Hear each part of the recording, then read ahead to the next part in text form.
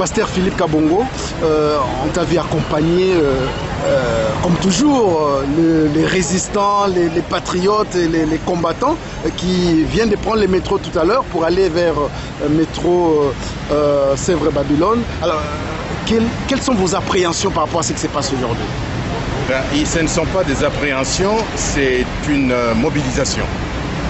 Il y a d'un côté un petit, c'est-à-dire le Rwanda, qui a aujourd'hui la dimension par rapport aux puissances occidentales, certaines puissances occidentales, la dimension de Goliath, par cette grande mobilisation de la diaspora rwandaise, derrière les extrémistes Tutsis, et puis de l'autre côté, le peuple congolais debout, dans sa minorité, qui n'accepte pas le règne du militarisme, de la prédation, de l'insulte, de l'humiliation, et qui dit dans la circonstance actuelle, ceci a une fin.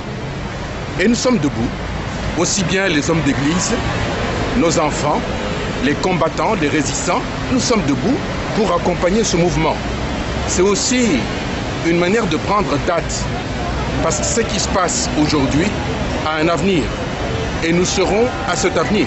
C'est un rendez-vous que nous venons de prendre. Voilà ce que je peux te dire. Le pasteur Philippe Kabongo, le fait que Paul Kagame soit reçu en France, est-ce que cela vous choque? Ça ne me choque pas, parce que l'équipe au pouvoir en France est au pouvoir à partir et en fonction d'un projet politique qui était le sien. Je dirais les gouvernants français font leur travail et nous faisons le nôtre. Kagame a été abandonné par les puissances anglo-saxonnes. Sur le plan international, il fait une opération de charme pour essayer de trouver sur la France un levier afin de pouvoir se repositionner. Cela ne nous impressionne pas. Le pouvoir de M. Sarkozy et son projet politique est sur la fin et nous savons qu'une autre équipe peut prendre la charge de l'État en France et qu'il peut entendre la voix du pays le plus grand pays francophone du monde, à savoir le Congo-Kinshasa. Donc, il est en train de faire son travail, nous faisons le nôtre et encore une fois, nous prenons rendez-vous par rapport aux échéanciers immédiats, futurs. Pasteur Philippe Kabongo, vous savez très bien, vous êtes un homme très informé. Vous savez qu'à l'issue du dépôt des candidatures de M. Etienne Tshisekedi, il y a eu des échauffourées à Kinshasa, notamment la permanence de l'IDPS. Il y a eu aussi la RTLV de Roger Lumbala qui a été incendiée, etc. Est-ce que les élections de novembre prochain augurent quelque chose je dirais comment je pourrais dire ça? Est-ce que les élections en novembre seront vraiment des bonnes élections? La première chose que tout le monde a pu constater, aussi bien au Congo qu'à l'extérieur, c'est qu'il y a un homme, une équipe, un projet qui mobilise énormément. C'est M. Etienne Tshisekedi et la dynamique Etienne Tshisekedi.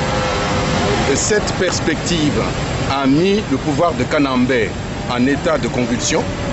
Et quand on est dans cette situation de peur, on est toujours tenté de faire des choses qui sont complètement irrationnelles. Malheureusement pour notre peuple, malheureusement pour la société quinoise qui assiste à de tels méfaits. Ça ne m'impressionne pas, c'est comme un serpent qui a été tapé à la tête et qui bouge encore sa queue. Mais le plus important n'est pas tellement ce qui va se passer à Kinshasa avec ces élections. Le plus important, c'est ce que nous faisons maintenant. Parce qu'après ces élections, il y a tout un passé qui a été complètement figé dans la mort, qu'il va falloir reprendre en main pour construire un pays différent et qui soit en même temps l'espace de stabilité pour l'ensemble de l'Afrique. Ce qui se passe aujourd'hui au Congo est un danger pour l'ensemble de l'Afrique et il faut que tous les Africains, toutes les puissances environnantes comprennent que ce qui se passe aujourd'hui au Congo est un danger pour l'ensemble de la sécurité du monde. Donc ces élections, c'est une main tendue pour résoudre le problème du Congo d'une manière pacifique. Mais les jeunes gens que tu as accompagnés, que tu connais très bien, disent que ce n'est pas dans un pays occupé qu'on organise une élection en France. De Gaulle n'a pas organisé des élections quand Vichy existait. Et cet argument n'est pas un argument démagogique ou populiste. C'est un argument de logique politique tout à fait implacable. Nous tentons la chance avec ces élections. Nous verrons si nous pouvons sortir de la crise d'une manière paisible. Mais si ce n'est pas possible, eh bien, nous assumerons l'affrontement et nous assumerons malheureusement des jours mauvais. Pasteur Philippe Kabongo, je vous remercie. Merci à toi.